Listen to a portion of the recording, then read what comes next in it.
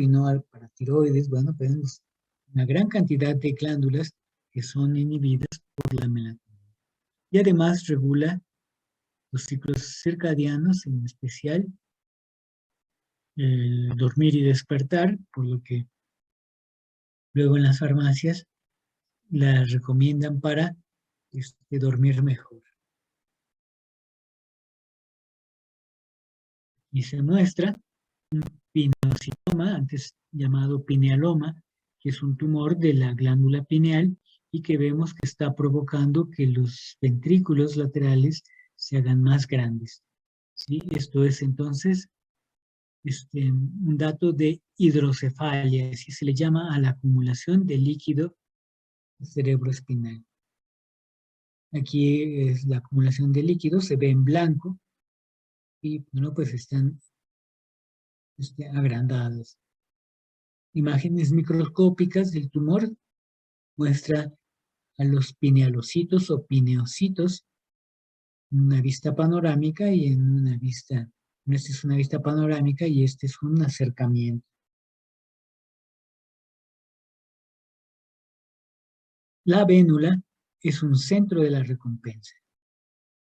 Aquí la vemos, la vénula, que es el lugar donde se inserta la glándula pineal. Entonces, la vénula recibe impulsos pues desde el hipotálamo con la finalidad de tener una sensación de placidez y es considerado entonces un centro de la recompensa. Y entonces también se ve al núcleo de la vénula, que es el que tiene aquí una rienda hacia el tálamo. Entonces va a generar respuestas viscerales a estímulos olfatorios, gustatorios, la conducta de apareamiento, interviene en el dolor, el sueño y la vigilia. Con esto terminamos el tema del diencéfalo. Si es que no quieren preguntar algo.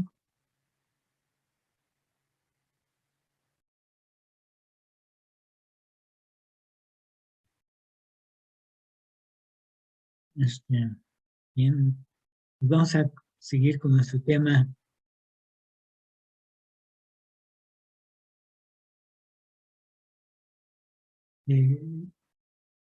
del cuerpo estriado.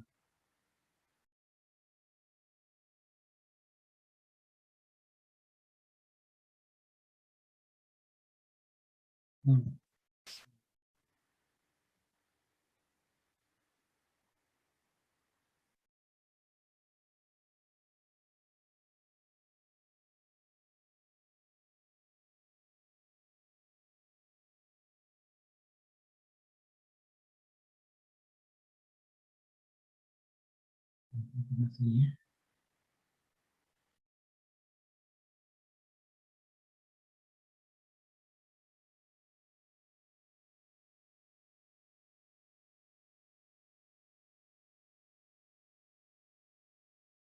ahora sí, espero que ya están viendo la presentación de cuerpo estriado. Sí, doctor. Pues, gracias. Sí, entonces, este es nuestro siguiente tema, el cuerpo estriado.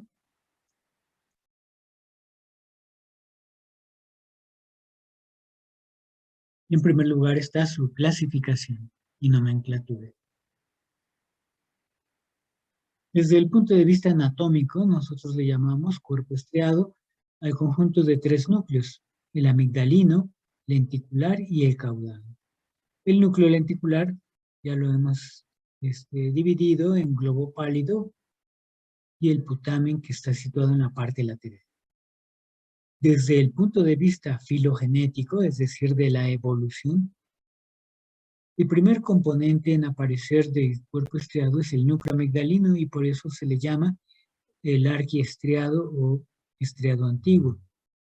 El siguiente en aparecer es el paleoestriado, que corresponde al globo pálido, mientras que el componente más reciente del cuerpo estriado, o neoestriado, es el núcleo caudado y el putamen. Entre los dos forman el componente más reciente.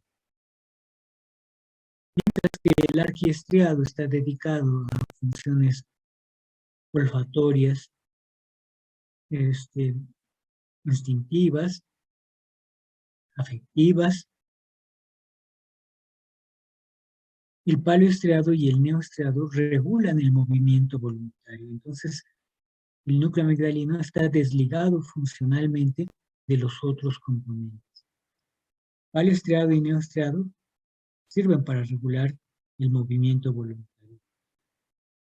El paleoestriado, contiene las neuronas eferentes en este sistema de control del movimiento, es decir, contiene neuronas que mandan impulsos de salida del cuerpo estriado, mientras que la parte aferente de este sistema regulador de movimientos es el neoestriado, el putamen y el núcleo. En algunas especies, la regulación del movimiento voluntario depende más del neoestriado y del paleoestriado que de la propia corteza cerebral. Por ejemplo, en un perro, sus movimientos podrían no verse muy afectados en caso de remoción de la corteza cerebral, ya que aquí los movimientos dependen principalmente de estos centros subcorticales. Para notar por qué los tres son considerados como el cuerpo estriado, aquí tenemos una disección del encéfalo en el que se muestra la vista lateral del cuerpo estriado. Entonces, se han ido retirando las porciones de tejido que cubren al cuerpo estriado. Y con lo que nos hemos quedado es con esto, visto lateralmente. Como referencia se ha conservado al tálamo. Este es entonces la vista lateral del tálamo. Para orientarnos vamos a decir que este es el polo frontal y este es el polo occipital. Entonces, visto lateralmente el cuerpo estriado, tiene un componente voluminoso que es el núcleo lenticular. Y como estamos en la vista lateral, sabemos que la parte lateral del núcleo lenticular o lentiforme es el putamen. Esa es entonces la vista lateral del putamen. Y podemos ver cómo el putamen se continúa con un núcleo que tiene forma como de una C. Este es el núcleo caudado. La primera parte de esta C es gruesa y se le conoce como la cabeza del núcleo caudado. Después de llevar a cabo una curvatura hacia arriba y luego hacia atrás, se adelgaza y su trayecto ahora es horizontal. A esta parte se le conoce como cuerpo del núcleo caudado y está pasando sobre el tálamo. En el polo posterior del tálamo, el núcleo caudado se sigue adelgazando y ahora tiene una curvatura hacia abajo, rodeando el polo posterior del tálamo. A esta parte se le llama cola del núcleo caudado. Es entonces un núcleo con cola, un caudado. Y tenemos entonces que sigue hacia abajo, luego hacia adelante. Esto recorrido hacia adelante es dentro del lóbulo temporal, donde se localiza en el pecho del cuerno temporal del ventrículo lateral. Y donde termina, se engrosa a expensas del núcleo amigdalino o cuerpo amigdaloideo. Si esta es la razón por qué el núcleo amigdalino se considera parte del cuerpo estriado, siendo que sus funciones son completamente diferentes a las que se desarrollan entre el núcleo lenticular y el caudado.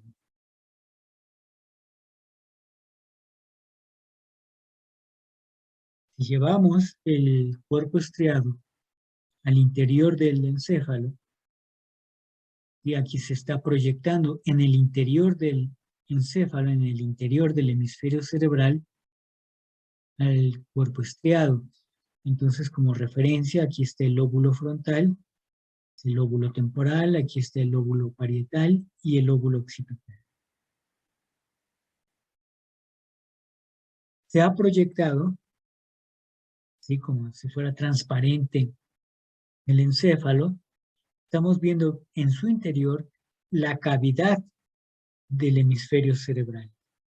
La cavidad se llama ventrículo lateral y es esta en gris.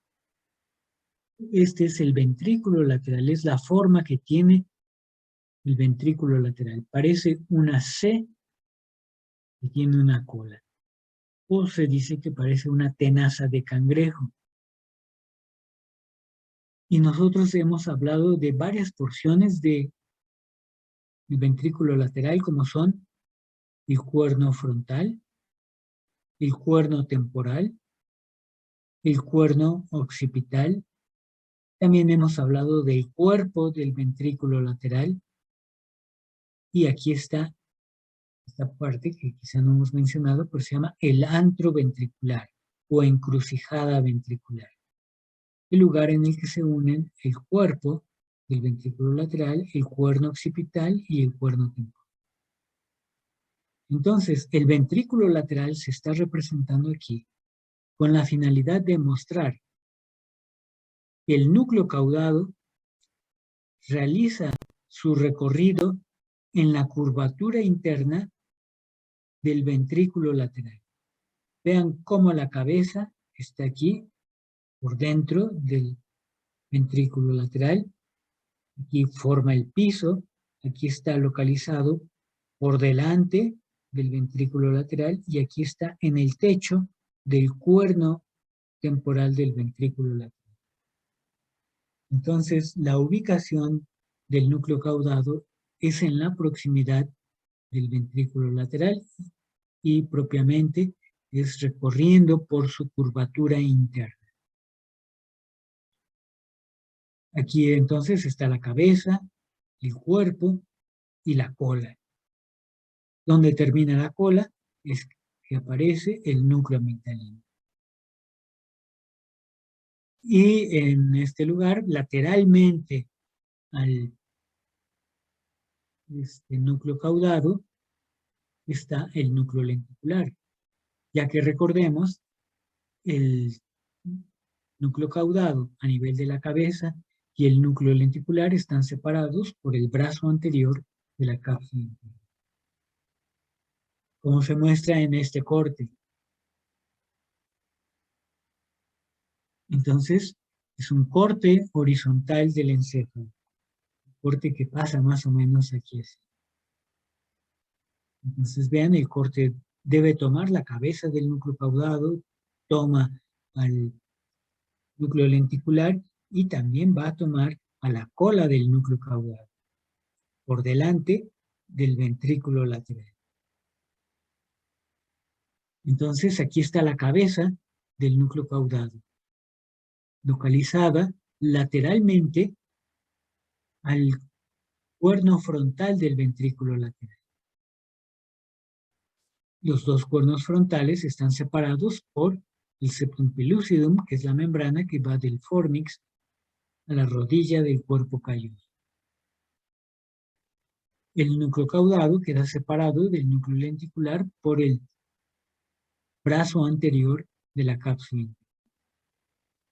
Entonces la cabeza realiza un recorrido hacia atrás, el cual no vemos porque aquí se hizo el corte. Sin embargo, notaremos que el núcleo caudado fue cortado nuevamente aquí, por delante del antro ventricular.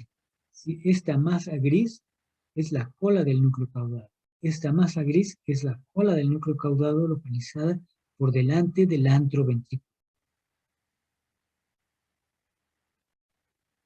Del núcleo lenticular ya habíamos identificado que tiene una porción lateral llamada putamen y una porción medial llamada el pálido. Los dos quedan separados por una banda de sustancia blanca llamada la lámina medular lateral. Entonces, igual que el tálamo, tiene láminas medulares, en este caso se llama lámina medular lateral, y también tiene una lámina medular medial, pero en ninguno de los dos lados se ve con claridad. Y estas láminas medulares son delgadas, aquí está la lámina medular lateral. Separa al putamen del pálido. En caso de que se viera la lámina medular medial, separa al pálido en pálido externo y pálido interno. El núcleo lenticular queda separado del tálamo por el brazo posterior de la cápsula interna. Pero no hemos visto lo que queda lateralmente al núcleo lenticular. Entonces vamos a identificarlo. Vean que por fuera del núcleo lenticular hay una banda de sustancia blanca. Pues si esta se llama cápsula interna, pues esta se va a llamar cápsula externa. La banda de sustancia blanca que cubre lateralmente al putamen, el núcleo lenticular, esta es la lámina, más bien es la cápsula externa. Y aquí está la cápsula externa y también la vemos de este lado. Vean cómo por fuera de la cápsula externa está esta banda de sustancia gris. Es como una isla de sustancia gris, una isla alargada. Se le llama claustro. Antemuro también se usa. Por fuera de la región del claustro está otra banda de sustancia blanca, pero ya tenemos que esta es cápsula interna, que esta es cápsula externa, entonces esta se llama cápsula extrema. Y por fuera de la cápsula extrema, pues esto ya es sustancia gris en la superficie del hemisferio cerebral, entonces esto es corteza cerebral.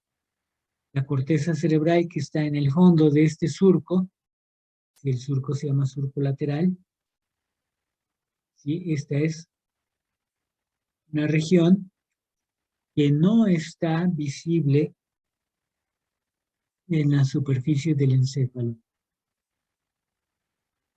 Se llama lóbulo de la ínsula. El lóbulo de la ínsula es un quinto lóbulo cerebral, no está aparente cuando se ve por su superficie al hemisferio cerebral. Se necesitan separar los bordes del surco lateral para alcanzar a ver el lóbulo de la ínsula, el lóbulo oculto del hemisferio cerebral. Entonces, vean, ya sabemos ahora todas las porciones del cerebro que hay desde la superficie hasta la profundidad. Vamos a recordarlas. La corteza cerebral del lóbulo de la ínsula, luego la cápsula extrema, es una banda de sustancia blanca, luego el claustro o antemuro, que es una isla de sustancia gris, luego la cápsula externa, una banda de sustancia blanca, luego está el putamen del núcleo lenticular, sigue la lámina medular lateral del núcleo lenticular, luego está el pálido, dependiendo hacia qué lado vamos, hacia acá queda el brazo anterior de la cápsula interna y aquí está el brazo posterior, en este sitio está la rodilla de la cápsula interna, luego tenemos el tálamo y luego el tercer brazo. Si seguimos de este lado, tenemos la cabeza del núcleo caudado, el cuerno frontal del ventrículo lateral y el septum pelúcido.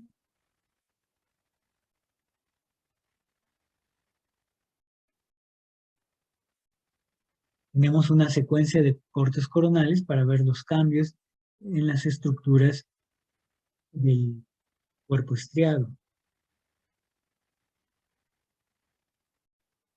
En este dibujo de referencia, donde está el lóbulo frontal, temporal, occipital, se ha puesto el ventrículo lateral, y se ha indicado que ese es el cuerno frontal, cuerno temporal, el cuerpo, el antro ventricular, y este es el cuerno occipital.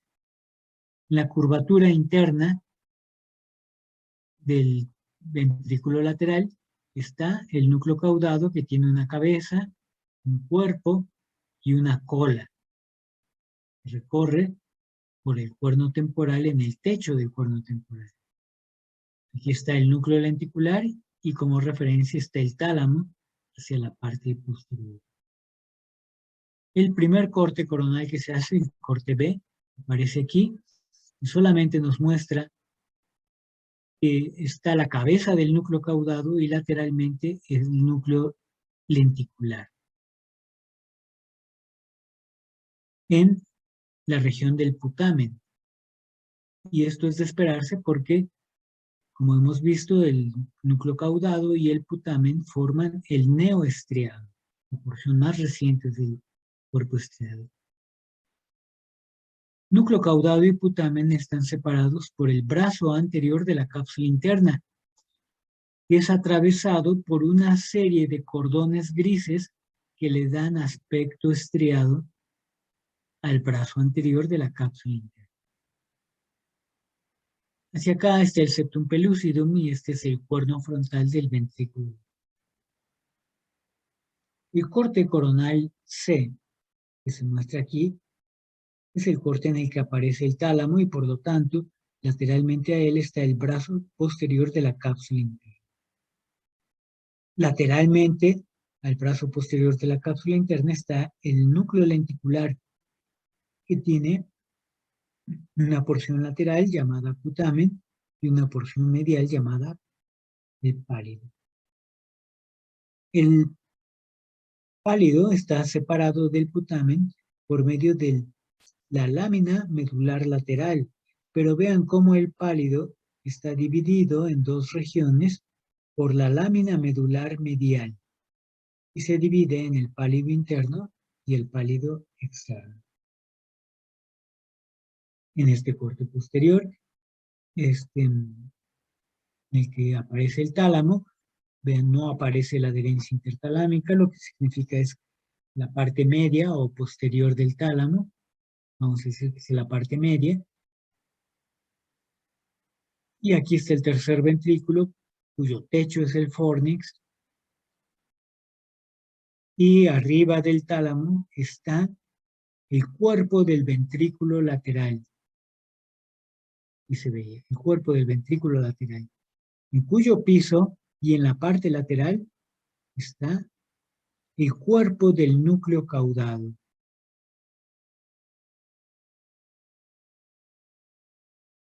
Y bueno, pues es en el corte B, pero también vean en el corte C. Pero vean cómo el corte C también pasa por la cola del núcleo caudado cuando está recorriendo en el techo del cuerno temporal del ventrículo lateral. Entonces aquí está la cavidad, este es el cuerno temporal del ventrículo lateral y en su techo está la cola del núcleo. El corte más posterior, el corte D, nos muestra el tálamo, el tercer ventrículo, sobre el tálamo está el cuerpo del ventrículo lateral y entre el cuerpo del núcleo caudado y la cara superior del tálamo forman el piso del cuerpo del ventrículo lateral. En el óvulo temporal está el cuerno temporal y su techo está formado por la cola del núcleo caudado. Además, vean cómo el núcleo lenticular en este nivel posterior ya se ve más pequeño.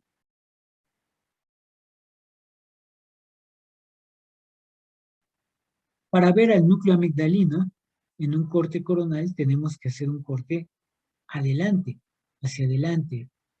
Corte coronal esté hacia adelante de esta región.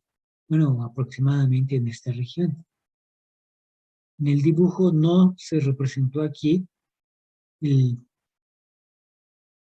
núcleo amigdalino, porque no se ve claramente el borde medial eh,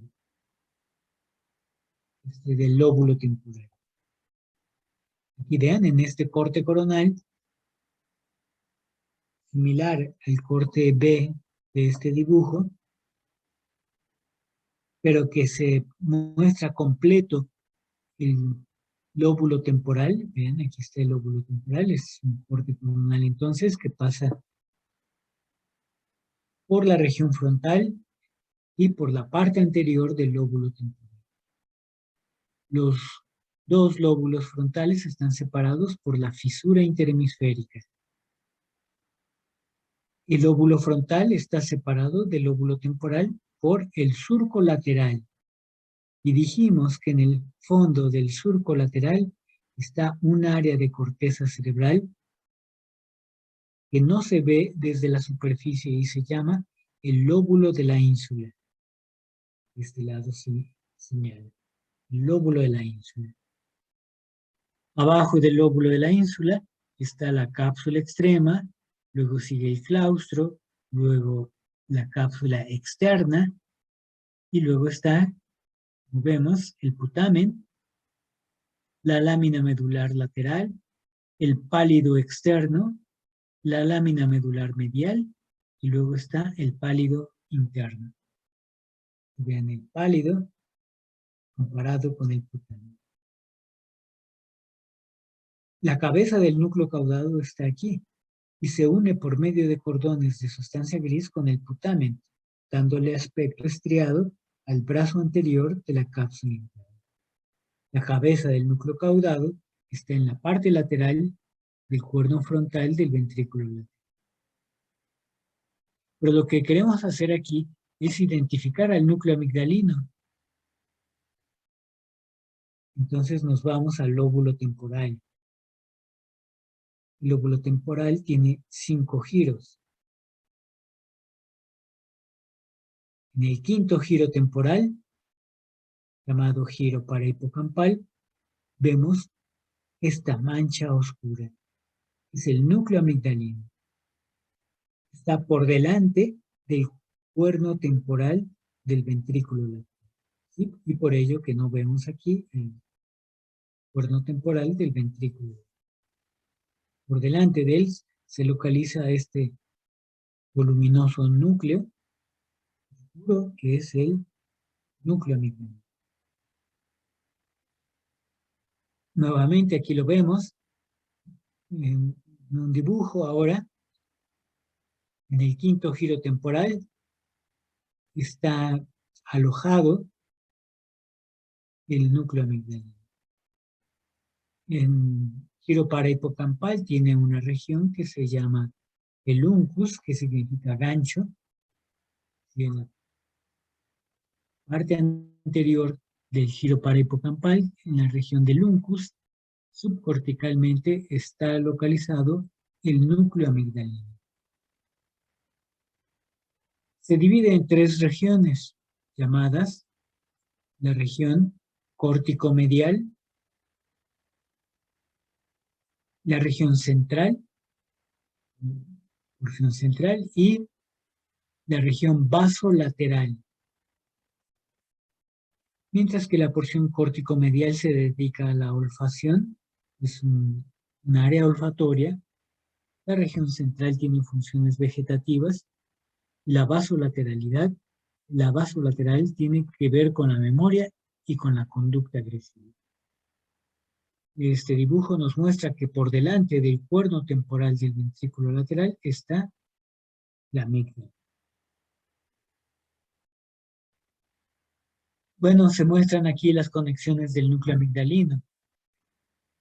Decíamos, el núcleo amigdalino tiene 3 porciones: córtico-medial, de función olfatoria; vasolateral, que tiene que ver con la memoria y la agresividad; y la porción central, que tiene que ver con las funciones vegetativas. Entonces, la porción córtico-medial recibe fibras que provienen del bulbo olfatorio a través de lo que se llama la estría olfatoria medial. y luego a través de otros fascículos se conecta con la amígdala contralateral, con los núcleos septales, con el hipotálamo, y de esto entonces se evoca la sensación olfatoria.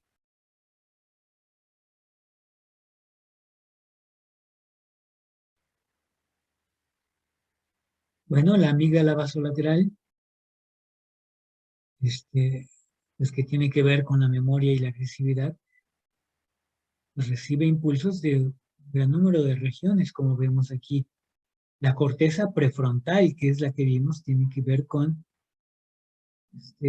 elaborar juicios y razonamientos, con el lóbulo límbico asociado a las emociones, la ínsula, también asociada a las emociones y a la función gustatoria. El subículo, que es una porción del lóbulo temporal y puede estar relacionada con la memoria. La parte dorsal del tálamo, que incluye a los núcleos talámicos de asociación. Entonces, la amígdala basolateral, como vemos, se proyecta a un gran número de regiones. Bueno, pues el área entorrinal, el lóbulo límbico, y que tiene que ver con la memoria. El subículo, también ya lo habíamos asociado con el lóbulo temporal y la memoria, corteza frontal, temporal. Bueno, pues tienen que ver con todas estas funciones. La memoria, la agresividad, la expresión del miedo, y reconocer las caras. Pero más que reconocer las caras, el núcleo amigdalino reconoce las expresiones faciales.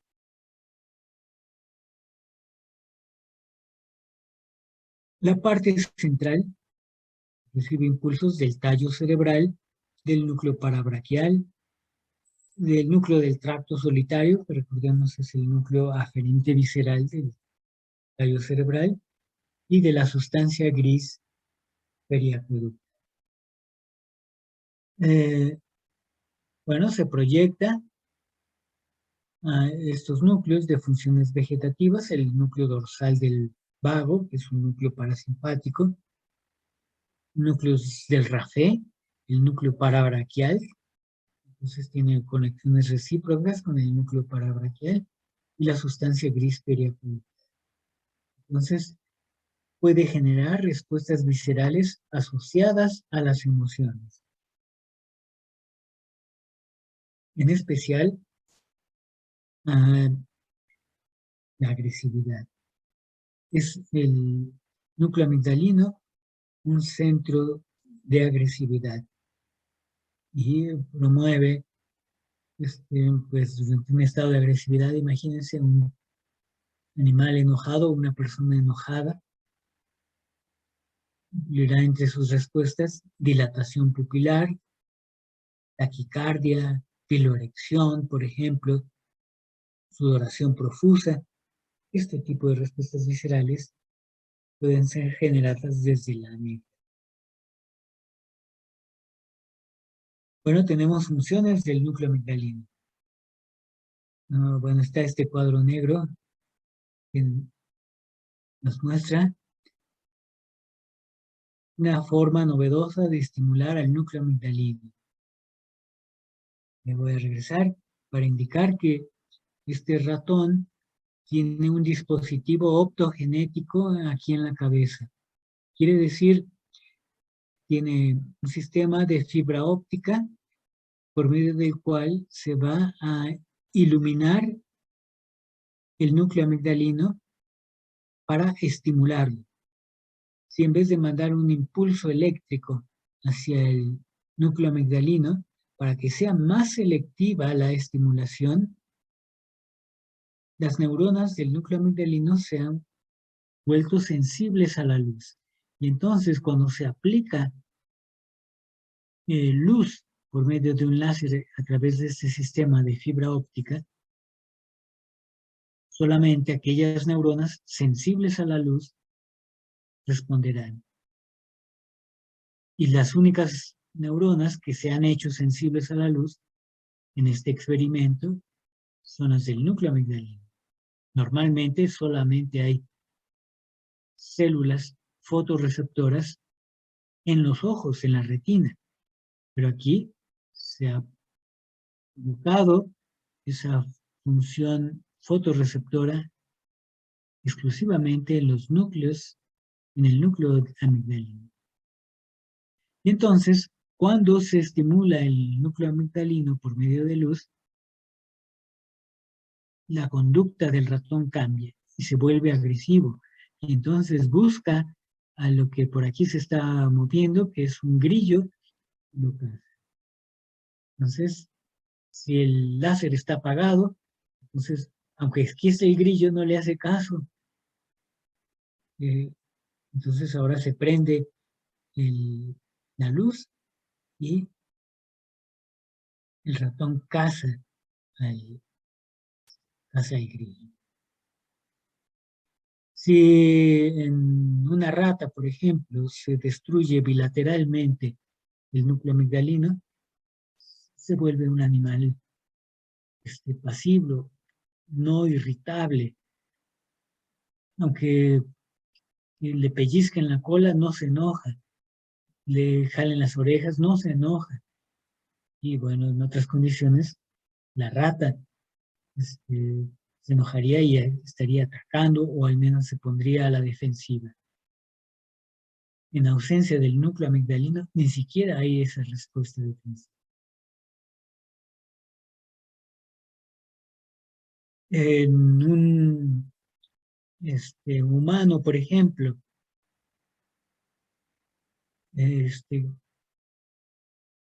puede haber personas que están en las prisiones porque desarrollaron crímenes de los más agresivos, luego salen en las noticias, y resulta que esas personas tenían tumores, comprimían su núcleo amigdalino y les generaban respuestas de agresividad. Otras funciones que tiene el núcleo amigdalino es el de reconocer las expresiones faciales. Y entonces para ellos están haciendo aquí un estudio funcional del sistema nervioso, conocido como la tomografía por emisión de positrones, en el cual en este color artificial se está indicando las respuestas en amarillo y en rojo cuando se presentan caras. ¿Sí? Si se ve amarillo o rojo, es que se ha activado cuando a esa persona se le han mostrado fotografías de caras principalmente. Y las regiones que se ven en azul es cuando se han mostrado fotografías de coches. Entonces, quiere decir esto que en el núcleo amigdalino está la posibilidad de reconocer caras, pero el núcleo amigdalino va más allá. Puede reconocer las expresiones faciales. Entonces, aquí vemos que en el estudio de tomografía por emisión de positrones, los puntos tienen una respuesta más alta cuando se muestra una cara de miedo, ¿sí? Y además la voz que suena simultáneamente cuando se le está presentando esta cara, como de alguien que tuviera miedo, ¿sí? Y por ello se considera que el núcleo amigdalino interviene en reconocer las expresiones faciales. Vean si se presenta la cara de miedo, pero la voz que se oye es alegre, entonces como que ya el núcleo amigdalino no parece no coordinar bien y la intensidad de la respuesta se reduce.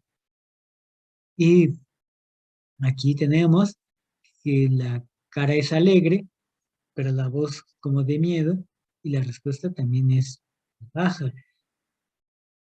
Y el núcleo amigdalino no responde mejor cuando la cara es alegre y además la voz es alegre. No está a cargo del núcleo amigdalino esa asociación. Para reconocer más las funciones del núcleo amigdalino, aquí tenemos un resumen de la paciente SM046, bueno, llamada así para respetar su identidad. Pero en el Google podrán encontrarla si le escriben la mujer sin miedo. ¿Sí? Es entonces una paciente que se caracterizaba porque no tenía miedo. Esta es otra función del núcleo amigdalino, generar la respuesta de miedo. Y bueno, pues tener miedo es algo que nos sirve para ser precavidos.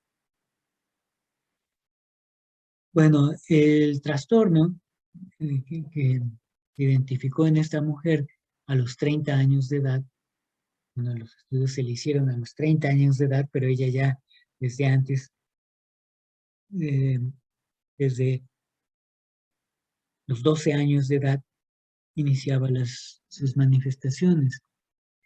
Ella padecía la enfermedad de Wach-Witt, que es una enfermedad no específica del sistema nervioso, es una enfermedad del tejido conectivo. Está definida aquí como una lipoidoproteinosis y es por mutación del gen de la proteína extracelular de la membrana 1. Y entonces esta lipoidoproteinosis ocasionó la destrucción bilateral de la amígdala. Entonces aquí se muestran dos imágenes de tomografía de un paciente normal, en este caso, donde se ve la amígdala en este lugar, y aquí no se ve. Aquí hay datos de lesión de la amígdala, secundarios a la lipoidoproteinosis. Y es bilateral, estas alteraciones, esta alteración de no tenerle miedo a nada, es porque fue bilateral. Si se conservara una amígdala, sí se podría conservar la respuesta de miedo. Bueno, la mujer se consideraba de un nivel intelectual bajo, por ello solamente estudió hasta el bachillerato, y las manifestaciones consistían en que pues tomaba las decisiones inadecuadamente. Se equivocaba siempre en tomar decisiones que tenían que ver con su propia vida y seguridad. Por ejemplo, durante su vida había tenido muchos asaltos porque siempre se quería ir por el atajo oscuro en vez de irse por la calle bien iluminada, porque se hacía amigo de los que tenían cara de delincuentes en vez de hacerse amigo de los que tenían cara de buena gente. Tenía una conducta social inadecuada en el sentido de que no respetaba el espacio corporal y se aproximaba mucho a las personas, bueno, pues ocasionando que se malinterpretaran sus intenciones. Y además no sentía miedo. Y me decía que nunca, cuando fue a ver las películas de terror, tuvo miedo, y cuando la asaltaron o le pegaron, nunca tuvo miedo, y pues los propios psiquiatras y psicólogos que la estuvieron estudiando intentaron provocarle miedo de varias maneras y no lo lograron. Bueno, excepto cuando le pusieron una bolsa de plástico en la cabeza y quisieron sofocarla. En ese momento ella dijo que sí, sí sintió un poco de miedo. Tampoco reconocen la expresión facial del niño. Bueno, este es entonces para la amígdala, vemos entonces que tiene una variedad de actividades. Vamos a continuar con los otros componentes. Ahora tenemos aquí al núcleo lenticular y algo que ya sabemos es que está entre la cápsula interna y la cápsula externa. Aquí está el núcleo lenticular y está entre la cápsula interna, entre los dos brazos y rodilla de la cápsula interna y la cápsula externa, que es esta lámina delgada que está aquí. En el dibujo, aquí se muestra la cápsula interna y aquí la cápsula externa. El núcleo lenticular es una estructura que en un corte se ve más o menos triangular y se le reconocen en la parte lateral el putamen y luego el pálido. Se identifican dos láminas medulares, la lateral que separa el pálido del, bueno, este es el pálido externo del putamen, y la lámina medular medial que separa al pálido interno del pálido externo. En cuanto al núcleo caudado, vimos que tiene forma como de una C, ya que se localiza en la curvatura interna del ventrículo lateral. Y en el sitio donde termina se localiza el núcleo amigdalino. Se identifican estas porciones que son la cabeza, el cuerpo y la cola. Las conexiones del cuerpo estriado sirven para regular el movimiento voluntario, es decir, las conexiones del neoestriado y del paleoestriado, que son habitualmente llamados cuerpo estriado, establecen conexiones con la corteza cerebral y el tálamo para promover el movimiento, lo que se conoce como la vía directa, y para inhibir el movimiento o detener el movimiento que se estaba ejecutando. Esta es la vía indirecta, donde ya identificábamos la participación del subtálamo. Entonces, quiere decir esto, que cuando la corteza, cuando las áreas motoras de la corteza cerebral, en especial el área 4 que vimos hace rato, es donde se inician los movimientos voluntarios. Cuando la corteza cerebral quiere hacer un movimiento, pues aunque la corteza cerebral la hemos visto como la máxima región del sistema nervioso, pues tiene que ser autorizada esa actividad por parte del cuerpo estriado y el tálamo. Entonces lo que hace la corteza cerebral es pedir permiso para que se ejecute ese movimiento o avisar que se va a ejecutar ese movimiento por medio de mandar un impulso hacia el neoestriado. El neoestriado es el caudado y el putamen. Aquí pues como quedó más fácil conectar con el putamen, pues está como la corteza cerebral manda impulsos al putamen, pero el núcleo caudado es el que principalmente recibe impulsos de todas las regiones corticales. Las neuronas en rojo son neuronas excitatorias, neuronas glutamatérgicas. Y entonces aquí está, que manda el impulso al putamen. El putamen, por ser parte del neoestriado, es la porción aferente del cuerpo estriado, es quien recibe impulsos. Y ahora lo que hace el putamen es conectar con el pálido interno y vemos que la conexión es inhibitoria. Las neuronas en azul son inhibitorias.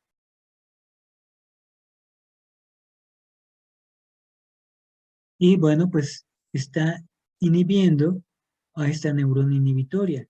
Y por lo tanto, esta neurona inhibitoria deja de trabajar y ya no puede bloquear o inhibir al tálamo. ¿Sí? Este es el tálamo, es uno de los núcleos motores del tálamo. Los núcleos motores del tálamo eran el ventral anterior y el ventral lateral. Y el núcleo talámico lo que hace es mandar impulsos excitatorios a la corteza cerebral para que inicie el movimiento. Esta es la vía directa, la vía para ejecutar movimientos. La vía directa puede ser influida por la sustancia negra del mesencéfalo a través de fibras dopaminergias. Bueno, antes de continuar con la vía indirecta, pues vamos a terminar aquí esta clase, ya se termina el tiempo y entonces vamos a dejarla para la próxima ocasión. Bueno, pues de momento no hay una actividad para la próxima semana, no hay tarea para la próxima semana.